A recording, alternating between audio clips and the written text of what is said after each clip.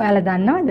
ලංකාවේ වැඩිහිටියන්ගෙන් බහුතරයක් රෝගී වෙන්නේ කෑම නැතිකම නිසා නෙවෙයි. තමන් කන කෑමේ පෝෂණය නිසි පරිදි ශරීරයට උරා නොගන්නා නිසා කියලා. වයසට යද්දී අපේ ශරීරයේ ආහාර දිරවීමේ ශක්තිය අඩු වෙනවා. ඒ නිසා අම්මා හරි තාත්තා හරි බත් පිඟානක්ම කෑවත් ඔවුන්ගේ මස් පිඩු ශක්තිමත් වෙන්න අවශ්‍ය කරන ප්‍රෝටීන සහ විටමින් වර්ග ඒ බත් පිඟානයෙන් විතරක් ලැබෙන්නේ නැහැ. අද ඉඳන් මේ පුංචි වෙනස්කම් ටික ඔවුන්ගේ කෑම වේලට එකතු කරන්න. 1. ප්‍රෝටීන වැඩි කරන්න. බත් ප්‍රමාණය අඩු කරලා බිත්තර, මාළු, ධාන්‍ය වර්ග වැඩි කරන්න. 2. එකවර ලොකු කෑම වේලක් දෙනවට වඩා දවස පුරා ආහාර වේල් කිහිපයකට ලබා දෙන්න. 3.